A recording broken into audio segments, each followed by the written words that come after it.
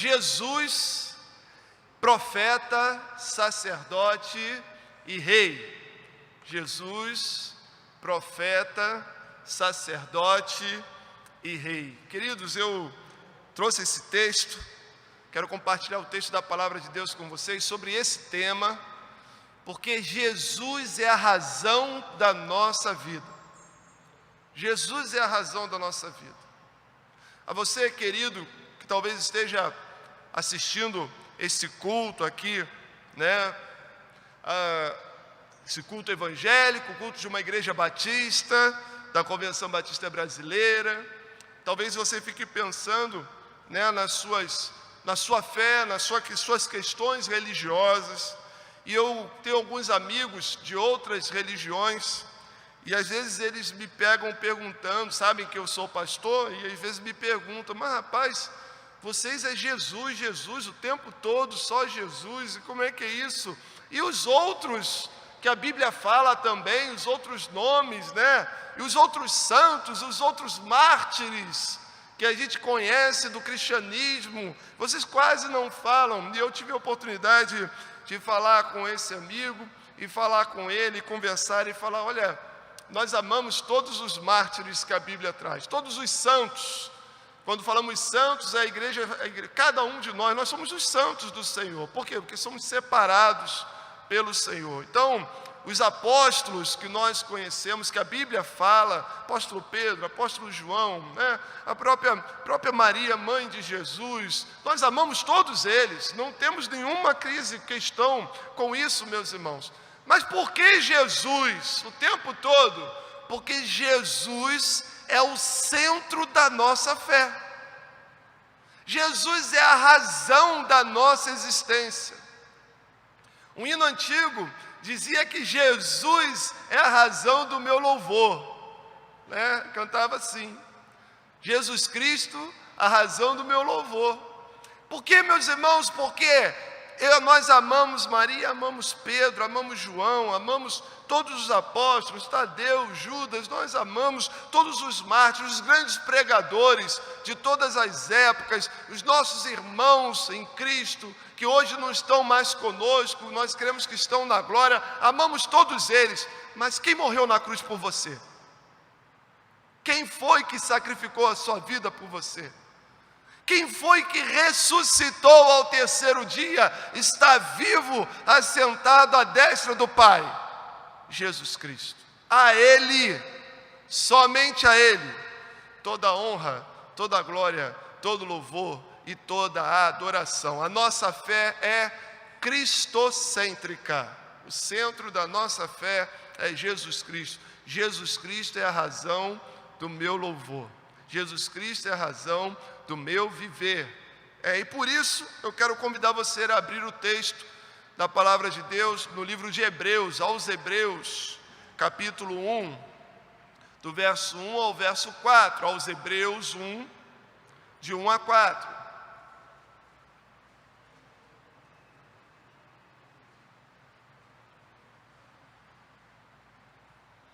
Aos Hebreus, capítulo 1, do verso 1 ao verso 4. Você achou? Fica de pé, vamos ler a palavra do Senhor.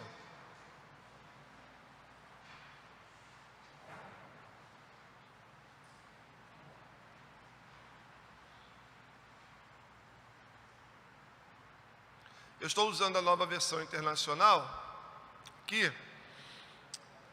Os irmãos, eu vou fazer essa leitura, os irmãos acompanhem, tá bom?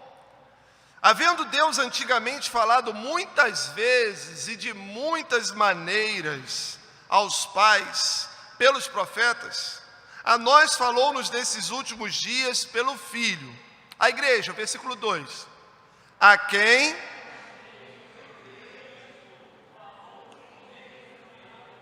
Vamos de novo.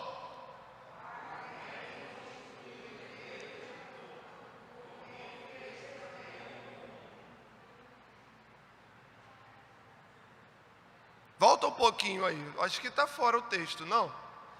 Versículo 1 diz, havendo Deus antigamente, versículo 1, havendo Deus antigamente falado muitas vezes e muitas maneiras aos pais, pelos profetas, a nós falou-nos nesses últimos dias pelo Filho.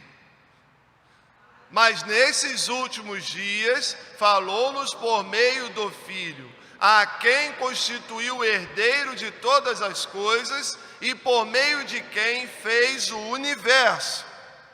O Filho é o resplendor da glória de Deus e a expressão exata do seu ser, sustentando todas as coisas da sua palavra poderosa. Meus irmãos, um minutinho. Isso é Hebreus, gente? Está certinho aí mesmo? Hebreus? Então vou ler na minha versão. O qual, sendo o resplendor da sua glória e a expressa imagem de sua pessoa, e sustentando todas as coisas pela palavra do seu poder, havendo feito por si mesmo a purificação dos nossos pecados, assentou-se à destra da majestade nas alturas, feito tanto mais excelente do que os anjos, quanto herdou mais excelente nome do que o deles. Esse é o versículo 4. Esse é o versículo 4. Eu queria que a igreja lesse o versículo 3 e 4.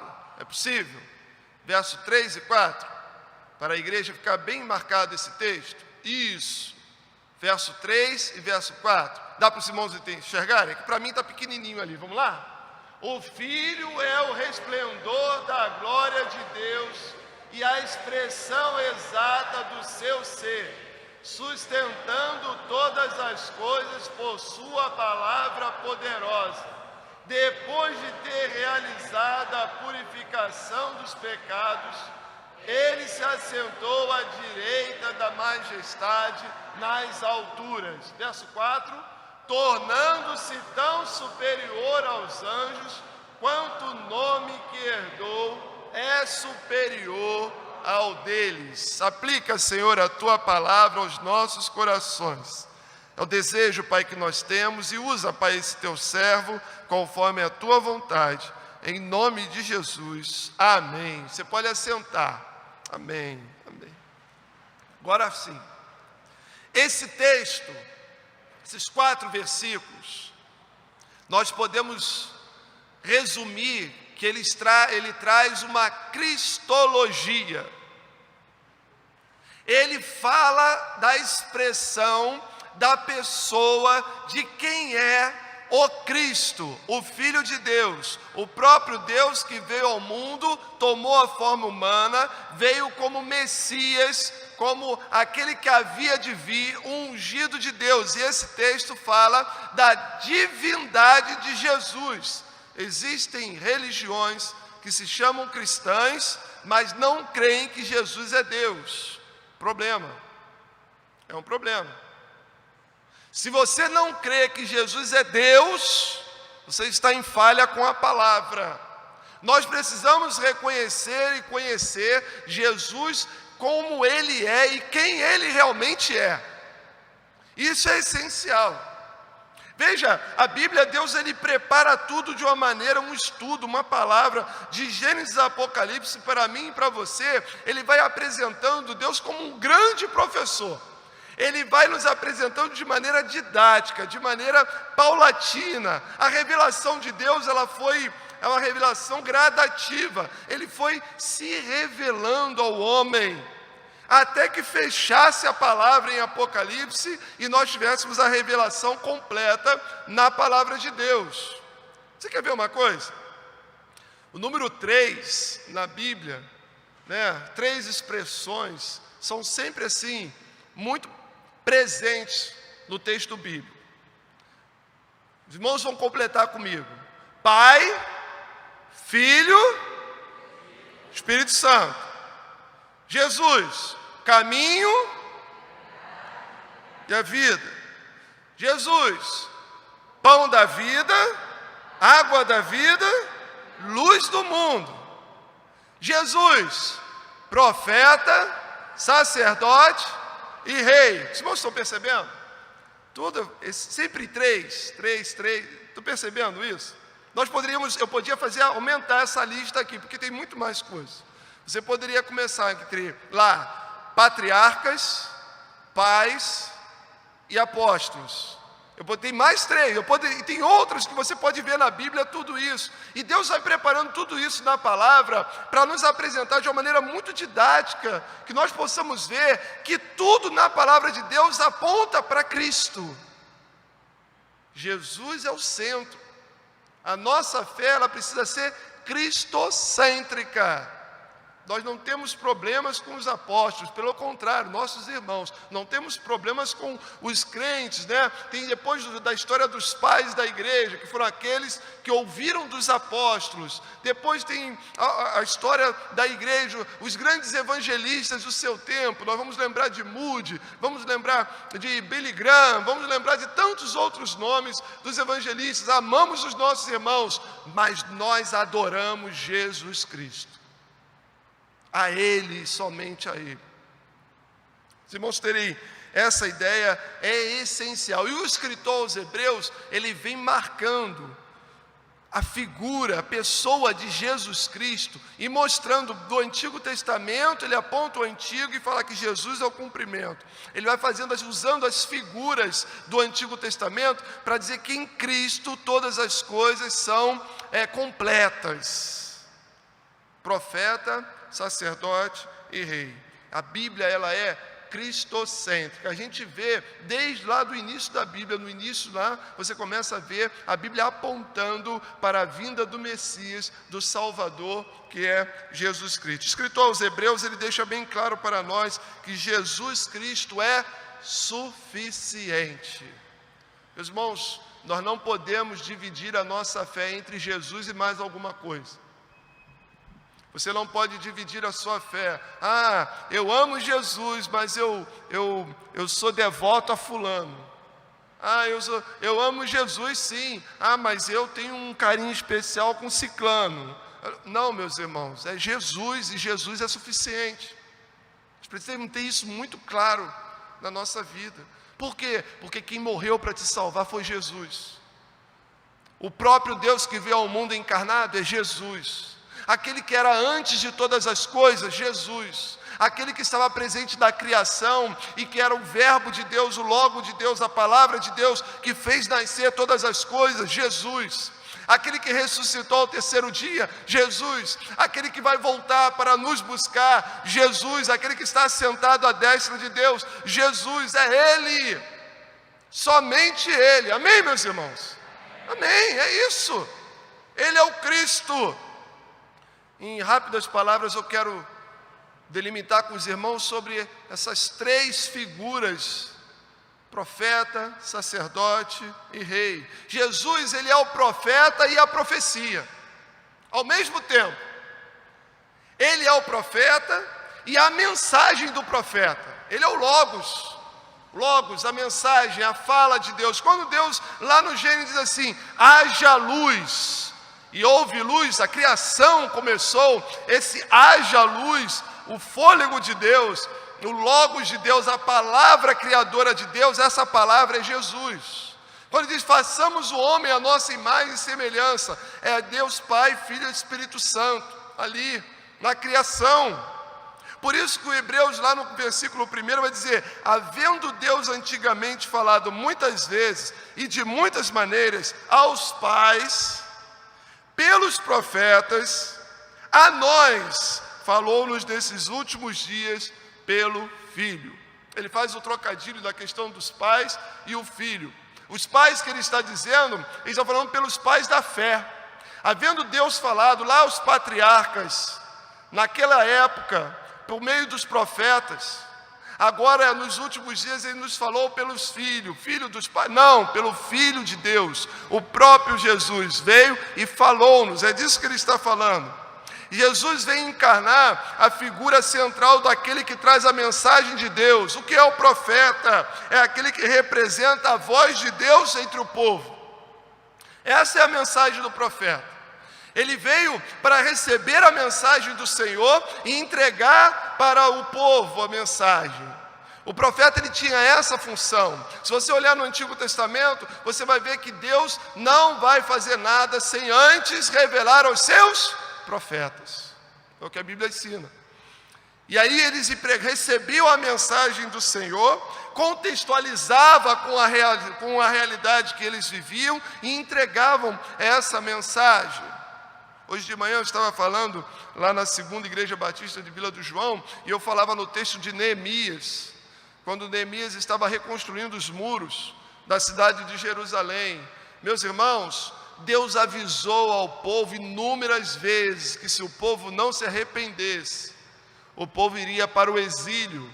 Várias vezes Deus falou para o povo de Israel, usou Jeremias, usou Isaías, usou Amós, usou os profetas, e o povo não deu ouvidos.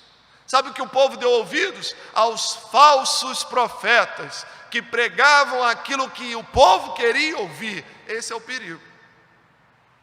E os falsos profetas vão continuar aí até Jesus voltar, até Jesus separar os bodes das ovelhas, até Jesus fazer a separação do trigo e do joio. E nós precisamos estar atentos, porque profeta é aquele que entrega a palavra do Senhor e não a sua palavra. Não posso pregar aquilo que eu quero, mas eu tenho que pregar aquilo que o Senhor quer que eu pregue pela palavra. Está fora da palavra, não é de Deus. Tem que estar de acordo com a palavra.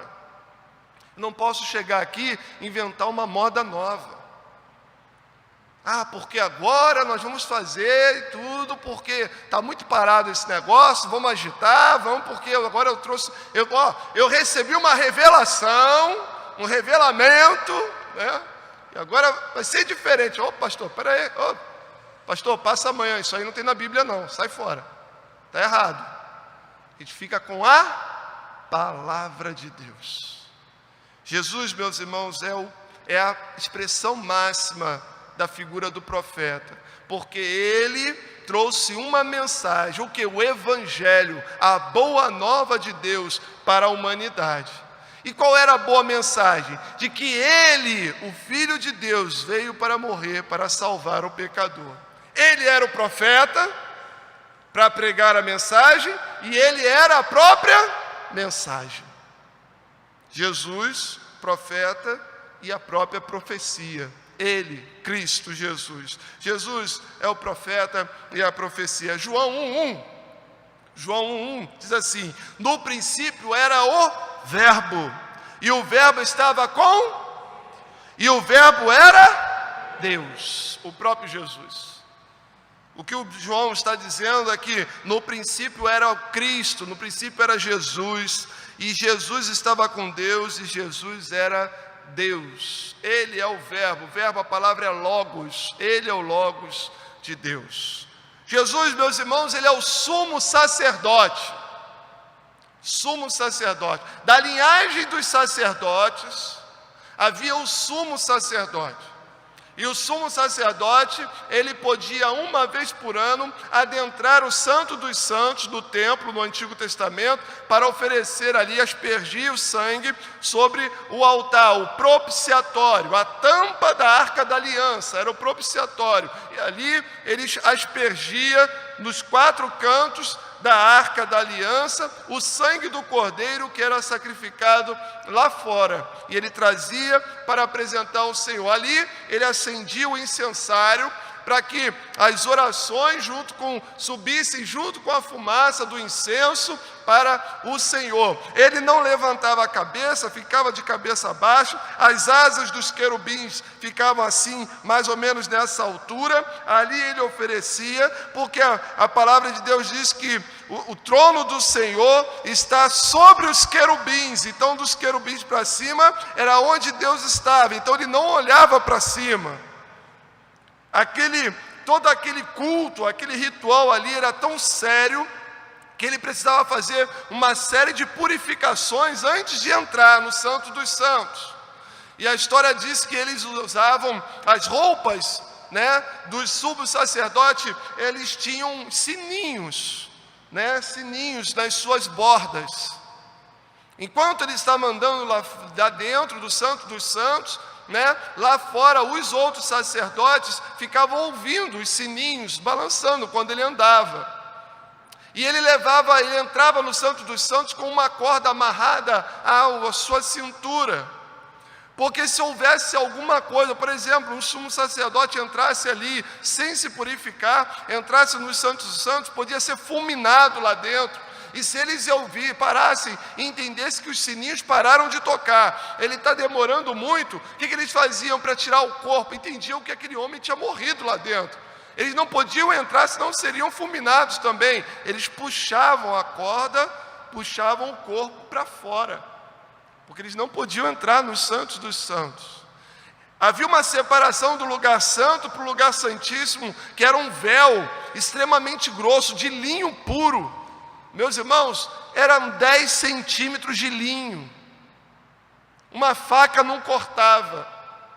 Quando Jesus Cristo foi morto na cruz, ele disse: está consumado, e entregou o Espírito. Esse véu se rasgou do alto a baixo e abriu-se. Eu fico imaginando aqueles sacerdotes que nunca tinham entrado no Santo dos Santos, de repente o choque, aquele terremoto em Jerusalém por causa da morte do Filho de Deus, o véu se rasga e agora eles veem, olham e têm a visão do Santo dos Santos do lado de dentro. Eles do lado do santuário viram o Santo dos Santos. Jesus veio abrir o caminho para que nós pudéssemos adentrar os Santos dos Santos. Eu sou o caminho, a verdade e a vida. Ninguém vem ao Pai, ninguém entra no Santo dos Santos a não ser por mim. Jesus, sumo sacerdote. Jesus, ele é tanto o sumo sacerdote que apresenta. Quem é o sumo sacerdote? Aquele que apresenta o nosso sacrifício a Deus, como ele é o próprio sacrifício. Você está entendendo? Assim como Jesus, ele é o profeta e a mensagem, ele também é o sumo sacerdote que apresenta a oferta, e ele mesmo é a oferta, porque ele é o Cordeiro de Deus que tira o pecado do mundo. Ele veio para oferecer a Deus a sua vida em meu favor e em seu favor. O sangue que agora era aspergido não era mais dos cordeiros, não, agora era o sangue de Jesus, que era apresentado em sacrifício. Para quê? Para perdão do meu e do seu pecado. Hebreus 4, 14, 15 diz assim: visto que temos um grande sumo sacerdote, Jesus, Filho de Deus, que penetrou nos céus, retenhamos firmemente a nossa confissão, porque não temos um sumo sacerdote que não possa compadecer-se das nossas fraquezas, porém, um que, como nós, em tudo foi tentado, mas sem pecado. Hebreus é tremendo, né? Eu vibro com Hebreus. Que visão espiritual esse escritor, que a gente não pode dizer categoricamente que era Paulo, né? A gente não sabe, mas que visão que ele tinha. Conseguiu olhar para o Cristo e ver, meus irmãos, Jesus em tudo foi tentado, como eu e como você foi tentado, mas em nada ele pecou. Ele é aquele cordeiro sem mácula, sem pecado, sem mancha, sem defeito, que foi separado para ser sacrificado em meu lugar e em seu lugar. Esse é o Cristo. Jesus é ao mesmo tempo o sacerdote e o sacrifício. Ele, somente ele, é o mediador entre os homens e Deus, entre Deus e os homens. Ele, Jesus Cristo, ele é o nosso sumo sacerdote. Quando nós entendemos isso, aí nós vivemos pela graça do Senhor e olhamos para o Novo Testamento, nós entendemos que Jesus nos fez, cada um de nós, o quê? Um sacerdote. Nós batistas cremos no sacerdócio universal dos santos. O que isso quer dizer? É que eu e você temos direito de entrar nos Santos dos Santos, falar com Deus diretamente, em nome de quem? Em nome de Jesus. Você vai direto à presença de Deus. Você não precisa mais de intermediário. Você não precisa chamar outro sacerdote para levar você na presença de Deus. Não, você, na sua casa, no seu quarto, você vai lá, dobra o teu joelho, entra na presença de Deus. Senhor, venho a Ti em nome de Jesus. Em nome de Jesus. Então, eu não preciso ir me confessar com o sacerdote, ou pedir o sacerdote para remir os meus pecados. Não, o meu sacerdote é Jesus Cristo. Eu vou a Deus em nome dEle. Cada um de nós tem direito de ir direto à presença do Senhor. Ah, pastor, mas não pode pedir para o pastor orar por mim? Pode. Claro que pode, não tem problema. Mas você pode orar. Porque Deus te deu esse direito em Cristo Jesus. Em Cristo Jesus. O rei, ele era, meus irmãos, outra figura do Antigo Testamento. Outra figura, que Jesus vem encarnar a figura de rei também. Jesus, ele não é simplesmente o rei. Jesus é o rei dos reis. Jesus, o rei dos reis. A quem constituiu herdeiro de tudo, Deus o constituiu Jesus, herdeiro de tudo, por quem também fez também o mundo, feito tanto mais excelente do que os anjos, quanto herdou mais excelente nome do que eles. Pedro, no seu sermão, primeiro sermão após a descida do Espírito Santo, lá em Atos 4:12, Pedro vai dizer assim: e em nenhum outro há salvação, porque debaixo do céu nenhum outro nome há, dado entre os homens, pelo qual devamos ser salvos. Pedro está falando de Jesus Cristo. Jesus Cristo. O rei, meus irmãos, ele era ungido por Deus para guiar o povo, para guerrear pelo povo, para conduzir o povo nas batalhas, para julgar as causas do povo, para governar o povo. O rei era assim, ungido naquela época para isso. Jesus, ele é o rei dos reis. Ele veio, meus irmãos, para nos guiar. Ele veio para nos proteger, Ele veio para nos salvar, Ele veio para nos conduzir. A figura do rei em Cristo Jesus, o rei dos reis, Ele é o Senhor das nossas vidas. O rei fala, pronto, o rei falou. Jesus fala, foi Jesus que falou. É a vontade de Jesus que prevalece, não é a minha vontade. Ele é o herdeiro de Deus e nos fez co-herdeiros com Ele, porque aquele que tem Cristo, aquele que serve ao Senhor Jesus, é co-herdeiro com Ele do que? Da vida eterna, que Ele trouxe, quando morreu e ressuscitou. Vocês estão entendendo quanta coisa importante? Uma das perguntas de seminário, né, na hora ali do concílio para pastores, anota aí, hein? Anota aí. Quem é Cristo? Quem é Jesus Cristo para você? Vamos perguntar para o seminarista, né? Meus irmãos, pode ler Hebreus todo. É isso. Esse é o Jesus que nos tira das trevas, que nos ama quando a gente não presta, que olhou para nós quando ninguém mais olhou, que queria que nós voltássemos para Ele, mesmo quando ninguém dava nada pela gente. Esse é o Jesus. Esse é o Jesus que, ao contrário do ser humano que diz, fala assim, isso aí não tem mais jeito. É que esse Jesus que vai lá, toma pela mão, levanta, transforma e faz uma nova criatura. É esse Jesus que transforma o ser humano. É no nome de Jesus que mortos ressuscitam, enfermos são curados, vidas são transformadas. É esse Jesus, meus irmãos, que veio, morreu, ressuscitou e vai voltar.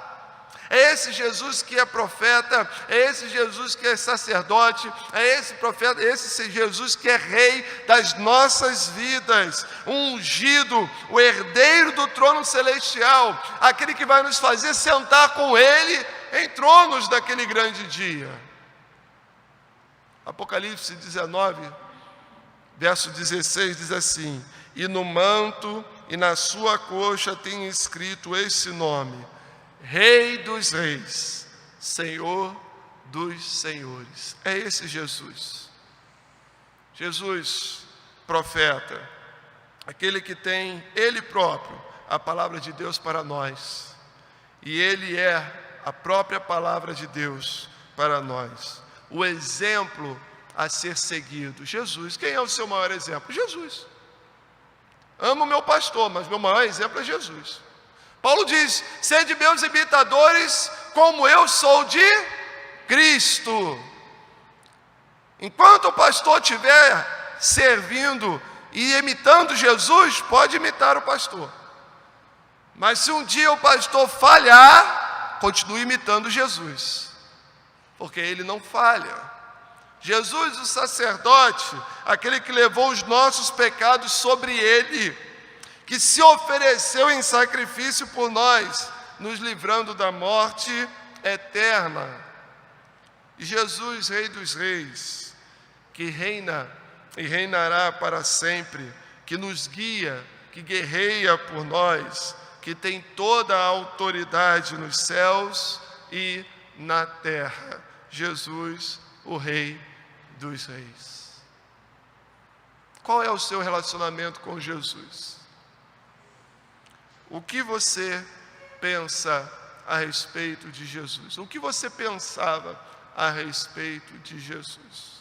Se você dividir a sua fé entre Jesus e mais alguma coisa, agora era a hora de você tirar essa alguma coisa e colocar sua fé somente em Jesus. Jesus é o centro. A nossa fé ela precisa ser cristocêntrica. Jesus, Salvador, Cristo, ungido de Deus. O Salvador ungido de Deus, para salvar a minha vida, para salvar a sua vida. Baixe sua cabeça, feche seus olhos, vamos orar.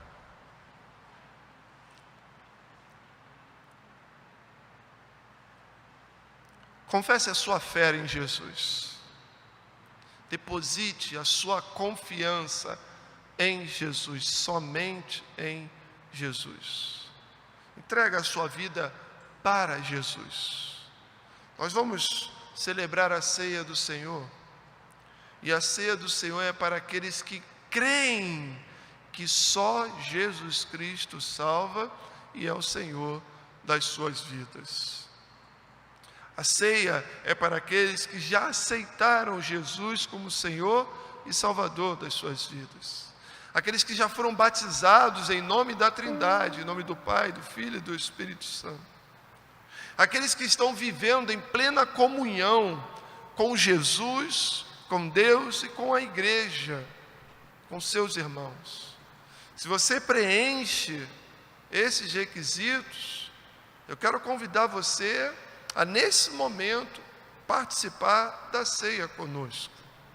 Porque quando nós estamos participando da ceia do Senhor, nós estamos rememorando esse sacrifício tremendo, terrível e maravilhoso de Jesus por nós. É isso que nós estamos fazendo. Estamos declarando que Ele é o nosso Deus, o nosso Senhor, até que Ele venha nos buscar. É isso que nós estamos fazendo. Pai, nesse momento, conforme diz a Tua palavra, examine-se, pois, o homem a si mesmo, e assim coma deste pão e beba deste cálice. Senhor, nós nos apresentamos diante de Ti, pedindo perdão pelas nossas falhas, as nossas imperfeições, crendo que o sangue de Jesus Cristo, Seu Filho, nos purifica de todo o pecado. Nós declaramos que amamos o Senhor, declaramos que somos do Senhor Jesus. Somos porque fomos comprados por Jesus e o preço que Ele pagou foi o sangue dEle, derramado na cruz do Calvário. Ó Senhor, muito obrigado por tão grande salvação. Aceita, Senhor, o nosso louvor. E agora, Pai, que vamos participar da ceia do Senhor, memorial que o Teu Filho Jesus instituiu ali, naquela noite tão especial que antecedeu a sua morte. Faz-nos dignos, ó Pai, de participar desse momento. E aceita, Senhor, o nosso louvor e a nossa adoração. Senhor, se alguém aqui nesta noite ainda não tinha convicção, a certeza da sua fé somente em Jesus, que essa noite seja a noite aprazível, Senhor, a noite ideal para isso. Que haja, Pai, um confessar, um entregar, um aceitar a Cristo nessa noite, quer num coração aqui presente ou online, Senhor. Que haja uma declaração de fé dizendo: eu aceito Jesus Cristo como Senhor e Salvador da minha vida. Eu creio que só Ele salva. Eu creio que Ele morreu na cruz por mim e que ressuscitou ao terceiro dia. Eu creio que Ele vai voltar para nos buscar. É a nossa oração, Jesus. Em nome de Jesus. Amém, Senhor Deus. Amém.